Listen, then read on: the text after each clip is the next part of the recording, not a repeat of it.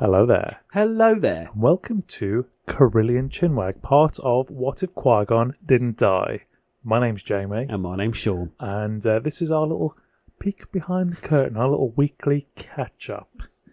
Where we just, we have a little chat, we have a little chinwag, and see what we've been up to. That's it. A little bit of smack and cheese enters the arena. Bang, bang, bang. Bosh, what you been watching? Food chat, cinema chat, whatever chat. It's all here, baby. Yes. Shawnee. Hello there. How has your week been? What have you been up to? I've had quite a nice week, actually. I'll read off what I have done. So, we went to feed red pandas this week at the zoo. Yes, I saw this. At the zoo. I've written the wrong zoo on my little notes. You went to Longleat. Yeah, that's it. The Longleat Safari Park. Got a bit of a chat about this to have. So here we go. Okay, let's go. Got there at 9. Thought the park opened at 9. It opens at 10. Right. At first it was like, might not be able to let you drive down to the grounds. Because with Longleat, you go in at the top of the estate. Yeah. Where the gates are. And then you drive down for like 3/4 of a mile to get to the actual car parks. Yeah. But they let us in anyway. So that was really nice because it was a school day and a work day. We were there so early. We basically were parked in the first bay. Next to the sort of Amazing. Start of it. It's just what you want, isn't it? Yeah, did that. Red panda feeding, very good. There was only us and another couple. So there weren't like loads of people doing the experience. And it was really hot, but one panda was actually there. I got a few photos. It was lovely. Lovely creatures. Yeah. They're actually carnivores. They have a short intestine to process meat, but they eat bamboo like giant pandas. Oh, okay. Yeah, so they don't really get all the nutrients and stuff from that. But the keeper was very good. You know, she knew a lot, which is what you would expect.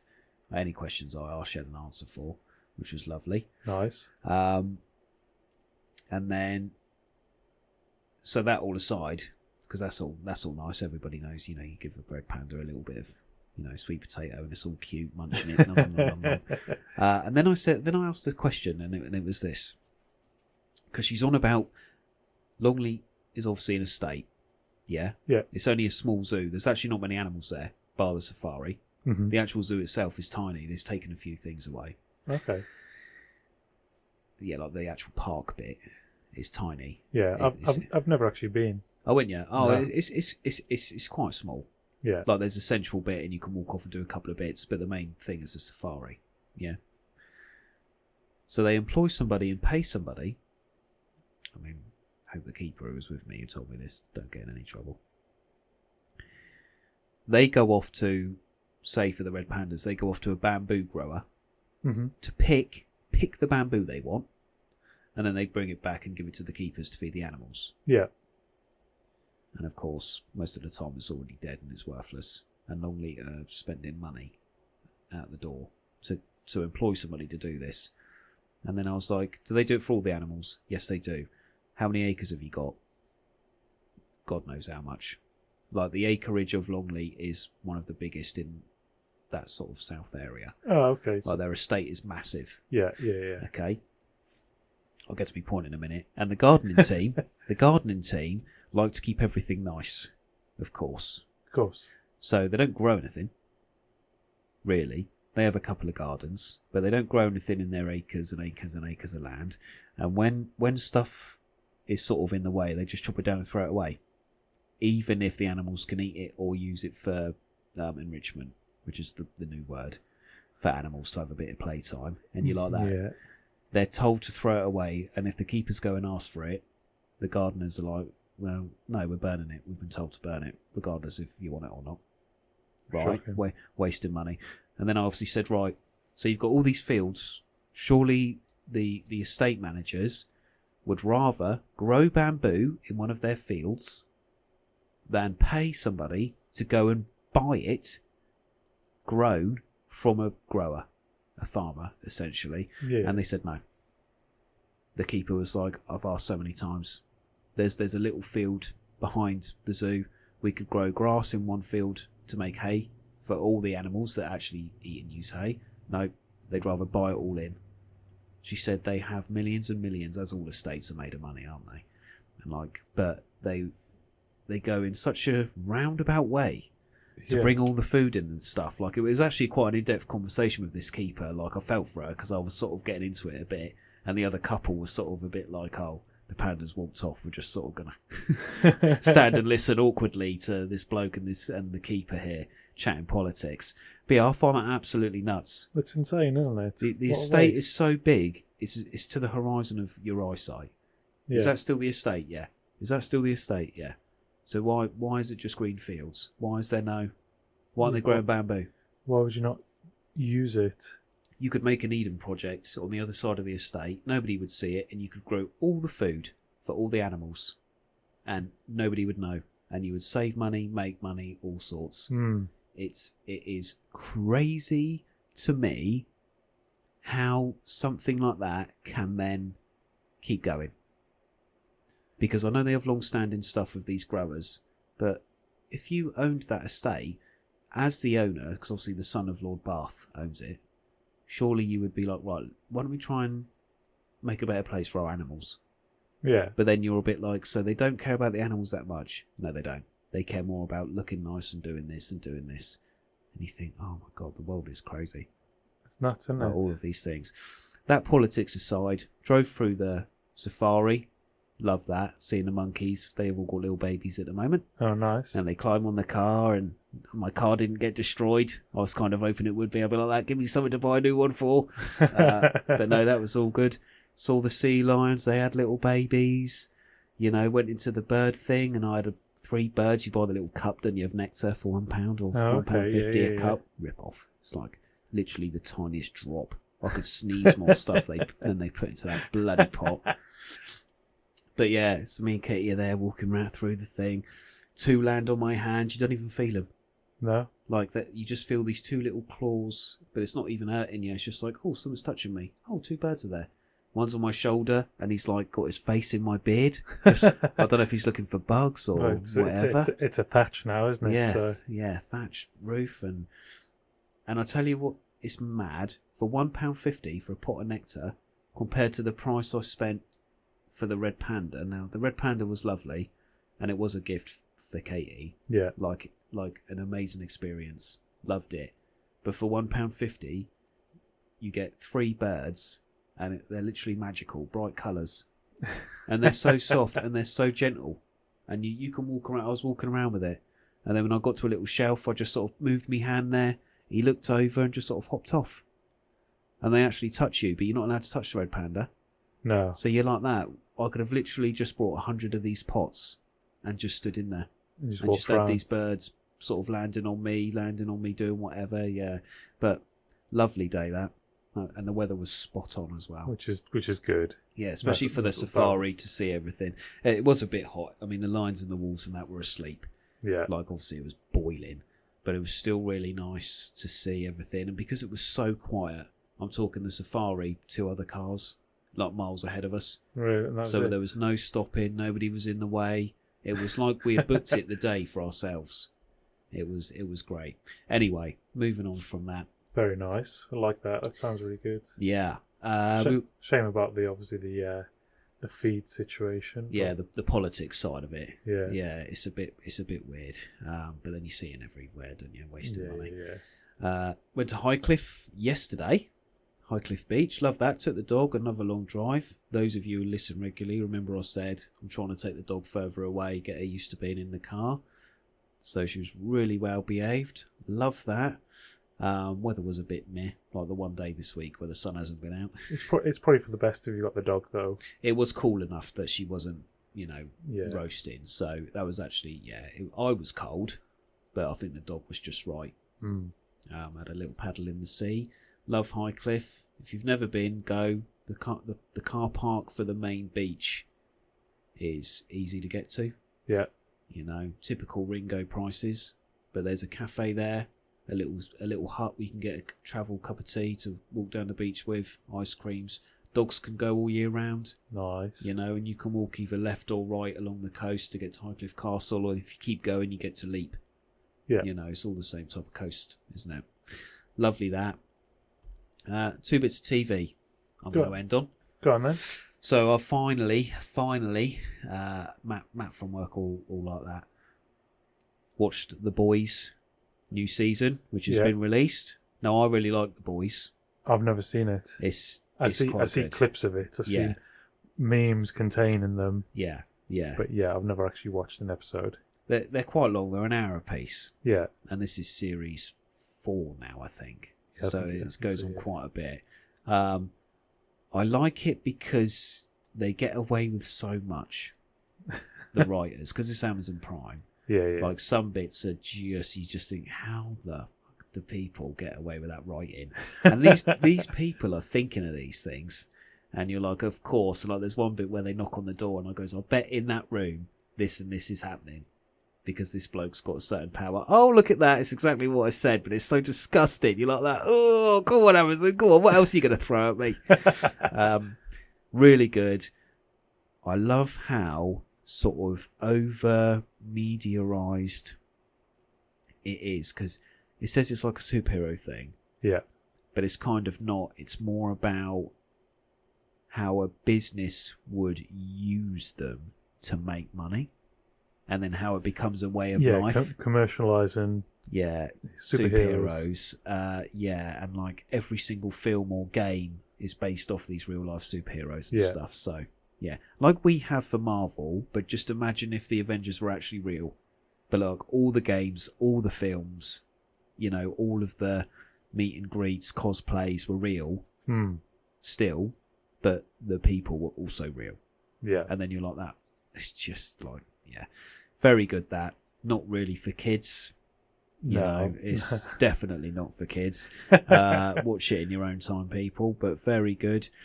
Carl Urban is amazing in it. And then we've been watching. Some of these are a bit old, but The Misadventures of Ramesh Ranganathan. Great. Love Have you seen it? Yeah. I really love him. Yes. Because he's not Carl Pilkington, who just grumbles about everything. No. So I've watched those years ago, and obviously there's the newer ones just come out. Yeah. And he's reluctant at times, but he's not reluctant for the sake of like, what's the point? Yeah. He's reluctant because he's about to do something, or they want him to do something which is out of his comfort zone. Yes. But he always tries it. Apart from jumping off the bridge in... sorry, spoiler alert there. Doesn't jump off the bridge in Bosnia. Is it Bosnia? Oh, yeah, Mostar Bridge. Yeah. I've been there. Just drop that in there, you little traveller, you. Yeah, Sherry and I have been there.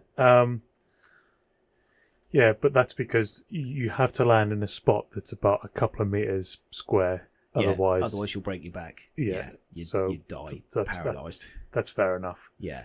But I love his... Because the idea of it is he goes places that have a bad rep. Yeah. So he's not like an idiot abroad, which is just funny because he's going to places and they're making him do things and he's moaning about it. Don't get me wrong, I love Carl Pilkington. Yeah, they're really funny. Yeah. I love watching that series. I've rewatched that not too long ago as well. Yeah, we love that. But this is different because it's like when he goes to Cuba. Yeah, it's Cuba with Pablo Escobar in there. And he has all these misconceptions. And at the start of the episode, he tells you about them. And then as he's going around, like because he's a comedian, he's taking the piss. But he's generally worried about some things. Yeah. And then by the end, he always has some sort of positive role to take. And he actually says, if tourism grew a bit here, it would be a lovely holiday. But the misconceptions of us lot in this country make it so we don't want to go because we just think about what we see on the telly. That's his point, isn't it? Yeah. He's going places to show us it's not all doom and gloom. Yeah. I would also say one of the things that makes that series so good is not necessarily him, but his guide, his tour guide around. Yeah, because he always has somebody who works or lives there. Yeah. And they're sort of paid off, aren't they, to have a week off and not go with him. And they just have a great time, and he just gets on with everybody that he's with. Yeah. But some are more energetic and memorable than others. Yeah. Some of them are a bit serious as well, and you like that. but it's always really funny. I really like the report, and it's nice to see these other places. And I would say for the most part, you come away from watching an episode thinking, oh, actually, that's not so bad. I wouldn't mind going there. I wouldn't mind doing this. I wouldn't mind doing that. That's it, yeah. You see all these things on the news, especially the Africa ones, where they're like, oh, there's war, there's looting, everybody's fighting, they're all recovering from, the deficit and stuff like that, famine, blah, blah, blah, blah, blah. And you go, oh, actually, if the flights are cheap, why don't we just go there? Because he's been there, he's had a great time. Oh, look, the flights are £20 because nobody wants to go there. We'll go there for holiday. Yeah. Yeah, that's his point, isn't it? Really, And it's like the Cuban one. He drives down south, doesn't he? And they just touch the Caribbean, like he says this is the Caribbean beach. Oh my God, it was like picturesque. you don't have to go to Spain and spend hundreds on a flight to get there because it's probably cheaper to go to Cuba and rent a car and drive down. And you get a cool car. Yeah, love that. I love him. I love his comedy. I've not watched him loads, so Katie sort of introduced me to him. Yeah, and I think he's really cool, down to earth dude, and he's able to do it. And there's no. Well, it's impressive you haven't seen much of him, being that he's literally everywhere. Yeah, well, this is the thing. Yeah, but I don't really watch normal TV. I normally just watch series. Yeah. I'm a fan of Ramesh. I've watched him for a long time. You should perhaps watch Rob and Ramesh versus, which is on Sky. So it's Ramesh and Rob Beckett, and they go and try different things. Oh, okay. So sometimes they're doing sports, sometimes they're doing, I don't know, theatre, sometimes they're doing modelling. Really funny. Yeah. Really, really funny, and you might enjoy that. Okay, definitely. So there's a little recommendation for you to further your Ramesh trail. Yeah. No, he's quite funny. Yeah, I do like it. Yeah. I'm a big fan. Yeah, and for a travel program, it's just on the right side of informative and yet funny to make it not boring. Yeah, do you know what I mean? It's usually pretty well paced. Yeah. I really do like it, and because he's vegan as well. And because he's a comedian, he can get away with being like, well, they're going to be knobs at home if I do this. So I'm not going to do that. I'm going to do this. Oh, absolutely. And I listened to his podcast and he spoke about this. So in the latest series, he has some milk. Oh, I haven't watched the latest one yet, but yeah. Okay, well it's not really a spoiler. No, that's fine, yeah. But he has a sip of some milk. And because he's vegan and he's somehow, not intentionally, but because of his position in our consciousness, he's held up as some sort of vegan poster boy. Yeah. He didn't ask to be. Yeah. But that's how he's regarded. He has a little sip of milk. The milk's already there, but the vegan community go off at him apparently. Really? Oh, they're so upset. But if he wasn't vegan, they'd have nothing to say. Yeah, that's it, yeah. And it just that to me is one of the biggest downfalls of if you want to get into the vegan sort of lifestyle. Yeah. For some people, they think, oh, but if I get it wrong, somebody's going to have a go. And yeah, you're probably right. Yeah, they will have a go. Because some of them are so militant that they'd rather shoot down people who are trying their best than actually have a go at somebody who's not bothered at all. Yeah. Which is just mind-blown. Anyway, little sidestep there. Yeah, little sidestep. But this is good. This is good conversation. Yeah, I do really like his thing. Yeah. And he's thoughtful and he's funny. And I admire him for getting his t-shirt off as well. Yeah. Because he never covers up, and if he's got to go swimming or do anything, he's literally, I mean, obviously he's got to change, but on the show it's bang, there he is, dad bod, ready to go. You should see him now. Really? Mate, he's a good looking bloke now. Is he? Like, I wouldn't say that in the past he was particularly unattractive, but he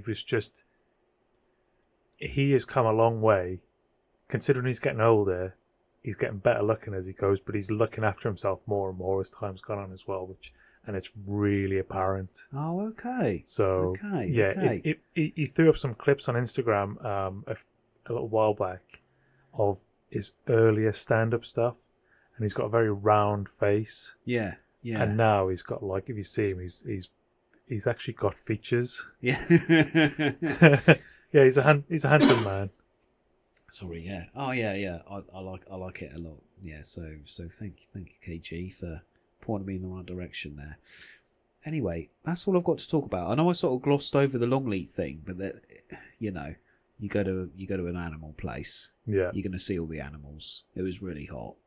You know, the Red Panda experience was great. Yeah. I'm more concerned with what I was told about how the estate manages itself, but that's just me as a grumbler. Yes. How has your week been, sir? Changeable. Changeable. Yeah, so I don't say it every single time. Don't have loads to talk about, but this was my last. So where is this coming? So last week was my last week at my 9 to 5. 9 to 5, yeah. And now I've moved on to something different. The thing I can't talk about. It's fine. It's fine. It's fine. Leave everybody on the edge of their seats, why don't you? Yeah, well, that's just where they're going to get left. I haven't even got a job title, so I can't even sort of give you a vague job title because it just doesn't exist. Yeah, this is it. I sent you a video the other day and I was like, I don't know what your job title is. Me neither. Yeah, so that's starting. So that will have started by the time, dear listener, you get to hear this. I will be full-time in a new job, which is nice. And that means to say, for the last month where I've been trying to do 2 jobs at once, I'm now down to 1 job again, and things are going to get easier for me. Nice. I can pick up the guitar again. I can, yes, get into stuff again, which is nice. I'm missing it. Yeah. Nice to be busy. Don't get me wrong. It's really nice. I feel like I've been very productive and very, you've just got a lot of stuff going on and it just makes you feel good about it. Yeah. And now I'm going to have plenty of free time and I'll probably feel bad about myself again for not doing more with my time. Oh no, I played Xbox for an hour and a half, not just an hour. Oh, God, what am I like? if only it would only be an hour and a half. Speaking of Xbox, I've started on Fallout 4 again. Oh yes, after we spoke about it. Survival mode. God, you are pushing it, man. It's really, really good. And there's an update now, so it's all next gen. Yes, I was reading that they had made it next gen, Every now and then there's a little stutter with the frame rate, but other than that, it looks as good as always. I mean, it didn't look bad before. No, it's always a great looking game. Yeah, and it still looks great. I'm running through trying to be sort of stealthy. Yeah, that was my main build, was a stealth build. Always. That, anything, Elder Scrolls, always stealthy. Yeah, Skyrim as well. I think I was like an archer stealth bloke. Always. When I remember, it all started because I used to play Oblivion, which is the... Yeah, the OG. Well, I mean, it's not even the OG, is it? There's 2 or 3... Morrowind was before that, actually. Yeah. And then what was the one before Morrowind? I can't think what the other one was. I didn't play the one before Morrowind. But yeah, when I never played them at all, I had no idea what the thing even was before Oblivion. But yes, stealth build. You get to the end, you're fighting the Daedric baddies who are like, they're like just pure hell spawn. Yeah, and you sneak up behind them. One shot with a dagger. Yeah. See you later. Yeah. You're supposed to be tough. You've got no chance against me in my sneak build. Yeah. So that's kind of, I think it's all from there. It's always built that I like doing stealthy stuff. Not to mention playing stuff like Splinter Cell and... Oh, yeah, like Tom Clancy stuff and... and Thief. Thief, yeah. Love all these stealth games. I just really, really enjoy them. Yeah, Splinter Cell was really good. But what I really liked about those is you can stick them on the hardest difficulty, and because it's still just as easy to eliminate the opposition... Yeah. As long as you are being good at stealth itself... Yeah. Then it's actually not really any harder. So I quite enjoy that. So I'm working towards a stealth build. Takes time, obviously. Yeah. I'm still running around with a suppressed pistol, but I'm waiting to get my gun nut perk to the next level, and then I can put a suppressor on the rifle, so I can get a bit more accuracy from a bit further away. Yeah, I like that. I like games. I like that game because I like as well. Is it Fallout 4 the mechanic where say a super mutant sees you? I might be thinking of Skyrim here, but then you drop into crouch if you've got the right perk, they stop seeing you. And then you can circle around the back and then shank them in the back. Yeah, so that's in Fallout 4. I didn't know if that was Skyrim I was thinking of, where you had the perk where you can drop and then they go, oh, where is he? They might have similar, because they're made by the same people. Yeah, they probably have to be. So there's probably something similar, a little bit of crossover there with the stats. The only thing I'd say about the survival is you can only save the game by sleeping. Yep. It wants you to sleep often because you get fatigued. Otherwise, you need to eat. Yeah. And you need to drink. The settlements. Now, I didn't really care for settlements when I played normally, but I'm going to have to get into them because eventually you can't carry all the stuff. No. You know, if you've got even in a power armor suit. Yeah, you can have. You've got all these components, like you've got like lumps of wood and steel and whatever to build stuff. Duct tape. Woohoo! But if you're in another settlement, there's no fast travel anymore. No. So you need to be able to then transfer stuff across, so you can upgrade your weapons, use them, whatever. So currently, I'm just running backwards and forwards to the main base. Yeah. I've got another one set up, but nobody there because I don't have the components to get people to move there yet. Yeah. But I'm going to have to get to a point where I can set up a trade between all the settlements so I can be wherever I need to be. And still have all your stuff. And still be able to access, yeah. So there's an element to the game now, a mechanic which I never had before. The settlement building was amazing in Fallout 4. I never got on with it. Like, I spent time there because that's where my upgrade tables were and all that sort of stuff. But yeah, now I've got to think about it. And then stuff like your ammo, yeah, now has weight. Oh, I thought the ammo had always had weight. No, I don't think so. I think the ammo was always free of weight, but in survival mode, it now takes up space. So now I go back to the settlement and I've got a box set up especially just for ammo. Oh, I might be thinking of Fallout 76. That the ammo's always weighed there. Yeah, yeah. Because if you didn't use a shotgun, but you had a backpack full of shotgun shells, you're like that. I'm getting rid of this junk. yeah, right. You'd sell it normally, but yeah. I've not met many traders yet. Yeah. But also, this survival mode now means that when I played before, I was able to just walk around and explore stuff. Yeah. And then just fast travel. As long as you weren't over encumbered, you could just fast travel back to the base. Yeah. Drop your stuff off. And go back. And nip back again. But now, I've got to physically carry that stuff back. Yeah. To where I need to be. So it's a bit more laborious. But it makes it more immersive and yet realistic. Yeah. For survival, yeah. You're a brave man. I don't know if I could go back. It's such a long game as well. You'll enjoy it. And I think you'll really enjoy getting into it and just working out, like, how am I going to get? But I always built settlements anyway. Yeah. So I already have that sort of kind of... I need to get the trade routes going quick. It forces you into it. Anyway, the story forces you into it. You meet a guy and he's like, right, we need to get... Oh yeah, the Minuteman guy. Yeah. He wants you to change your hometown into a settlement, doesn't he? Yeah, so he's like, we need some power. We need to get water.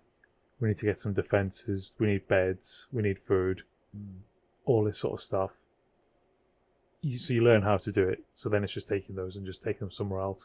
But I need to build up some of my special stats. Oh, yeah. So that I can then build up this... It's a perk called Local Leader, I think. And that enables trade routes. But I don't have a special stat high enough for that, so I'm going to have to kind of... Get that up and leave the stealth for a little while. Yeah. Because I don't know... If you get the trade route in there... I mean, if Alex is listening, he'll know this. If you get a trade route with the perk, but then you respec your perk points... Mm-hmm. I wonder if the trade route just disappears. Or if you can keep it, because you've already done it. Yeah, I don't know, actually. I'm sure there was a thing on Skyrim where if you already had something in place, but then you redid all of your perks, yeah, it would still be in place as if you had it anyway. I can't remember, but yeah, I don't know. And either way, I need to look into it and make it work. Yeah. Oh, yeah. Oh, I don't know if I can start that again. So that's happened, which is good. Quickly, TV stuff, as you mentioned, TV stuff. I've introduced my girls to the Mighty Boosh. Oh, how are they taking it? They really enjoy it. Good. So And it's such a weird program. Yeah. First series, I know is going to be fine. It's kind of suitable for anybody. Yeah. With there's some mild swearing, but nothing they've never heard before. Yeah. And to be fair, they probably hear worse than that at school anyway. And yeah, we'll see how it goes. We've only watched the first 3 episodes, I think. Yeah. But I love it. Yeah. If they're enjoying it as well, it's one of my favourites. Yeah. Yeah. Always has been. Watch some films. Go on then. So right, so let's talk some films here. It's Movie Chat with Jamie. Okay, so I watched. So last time we spoke, I said I was going to go to the cinema the next day. Yep. But before I went to the cinema, I had an afternoon spare, and I decided to watch June. Oh, June number 1. June number 1, not 1984 June. Modern June. The new June. But part 1, yes. Denis Villeneuve. Yeah. Who makes Blade Runner 2049 and I think Arrival, which I've not seen, but I should watch. Yeah, I've not seen that. Anyway, my opinion on this is it looks amazing. Yeah. Blade Runner looked amazing. Sound design, stunning. Same with June. Sounds great. I just wasn't that bothered. Weren't you? No, people rave about it. I haven't seen it yet. Yeah, it's on Netflix, but only for a few days. No. So you have to get on there and have a look. 2.5 hours. Yeah, it's Lord of the Rings epic style. Yeah. Yeah, maybe it would be better at the cinema, maybe a bit more immersive, maybe, but as I sat and watched it at home, I was just like, this is going on a bit, and it's just not that exciting. Yeah. Like, I'll watch the second one when it comes out, just being a completionist and all that, but yeah, I just was... It's a shame when the hype doesn't deliver. But you just hear all this, like, I've heard so many people talk about how good it is after watching it, and they think, well, maybe it is good.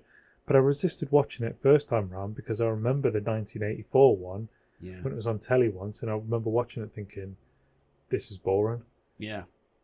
But I mean, I was young, and apparently my opinion hasn't changed. But I wanted to like it. Yeah, of course you did. Yeah, yeah. But like I say, visually, it's a stunning looking film. Yeah, it's very well put together. I just don't know about the story if it works for me, but never mind. Yeah, it's an adaptation of a book, isn't it? Yeah, it is. Yeah. So you find that with adaptations with books where you think it's going to be a certain way and then it's not. But some people like it. Like I say, I haven't seen it yet, so I might get on that and watch it. You might as well watch it whilst you've got the chance. While I'm technically paying for it. Yeah. Yeah. Yeah. What else you seen then?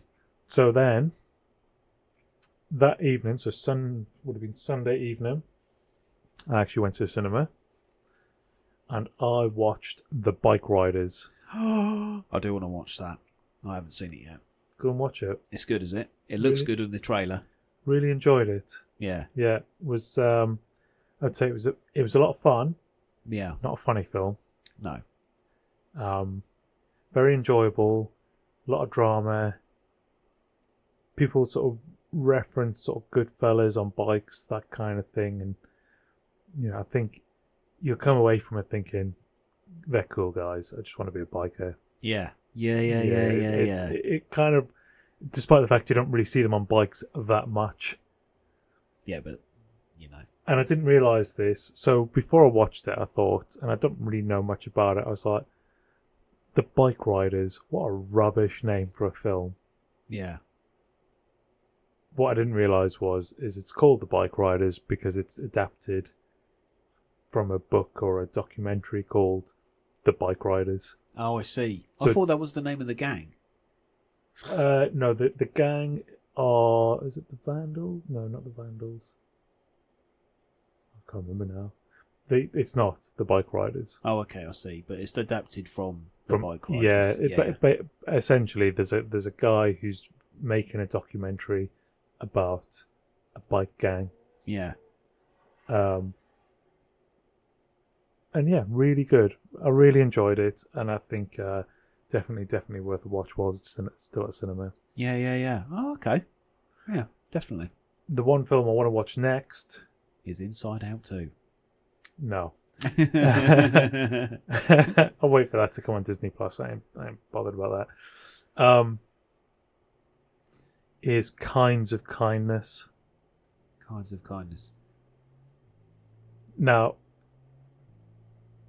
you might be interested because this is it Yorgos Lanthimos, the guy who made Poor Things. I was going to say, has it got And it's still got Matey Boy in it?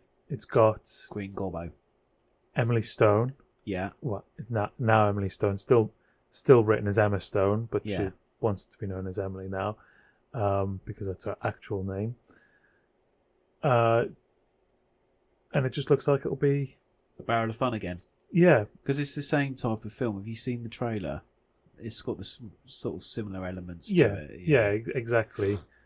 I think it's going to be good. However, it's not showing at Andover yet, Oh. so I won't be going there just yet, which is disappointing as Well, usual. when it comes out, we can go watch it. Yeah, When it comes absolutely. to Andover. It'll have to at some point because Andover will run out of things to actually put in their screens Well, apart from reruns. It just runs 20 screenings of Inside Out 2 until everybody's sitting Andover seeing it. yeah. So I'll keep my eyes open, but yeah, we'll go and watch that together. I think that'll be quite good. Yeah.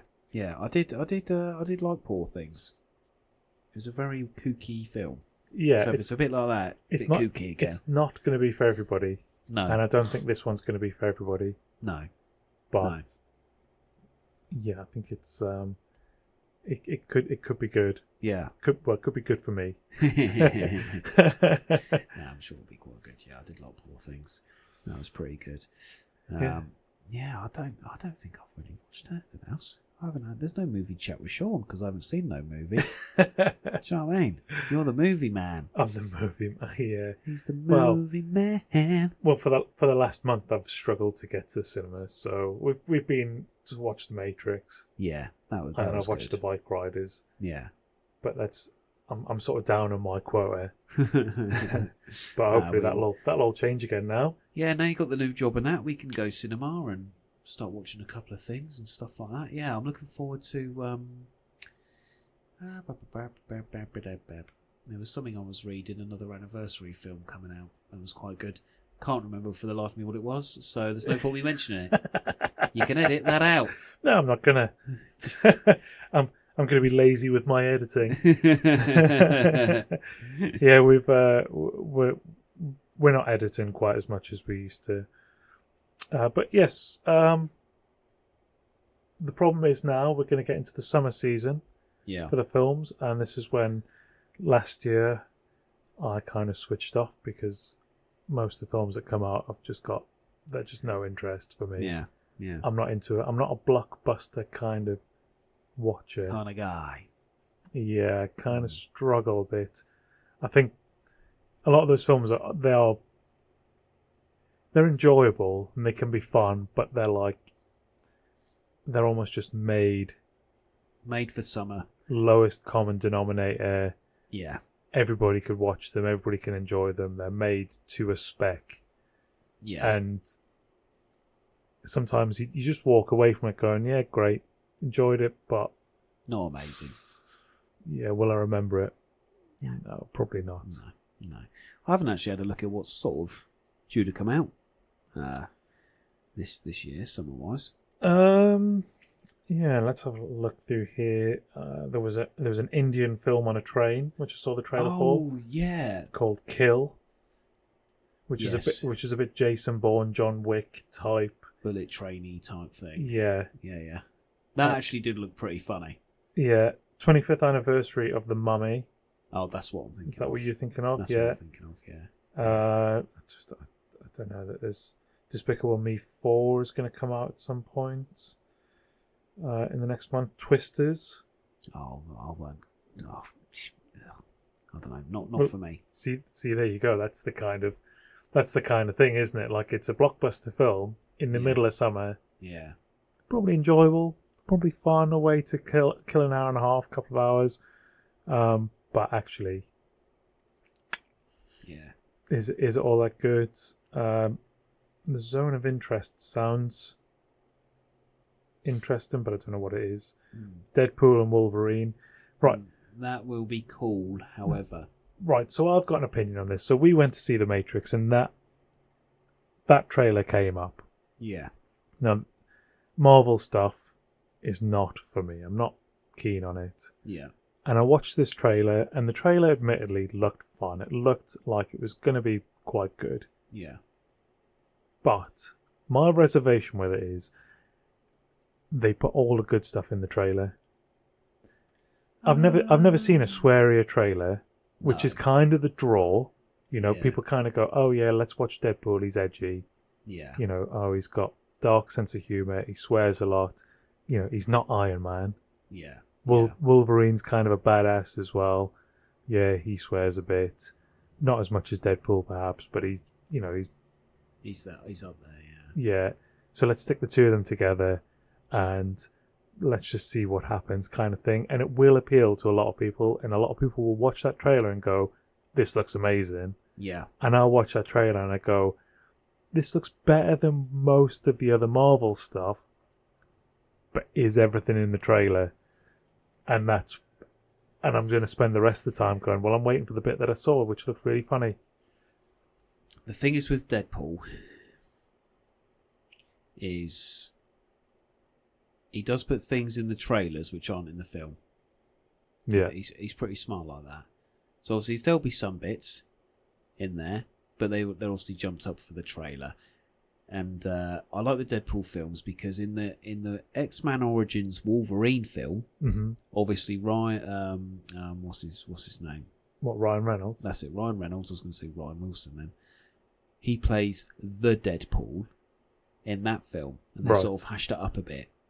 And so he's got the rights to take the piss. Then this is why the Wolverine stuff is so... Wolverine being in it as Hugh Jackman is so big, because all the way back then, I can't remember when it came out, like 2003 or something like that. Yeah, it's pretty old now, isn't it? It was Hugh Jackman and Ryan Reynolds. Yeah. I was going to say Wilson again. And then it's sort of just this play on words and like this little fantasy of Ryan Reynolds up till now to get it done.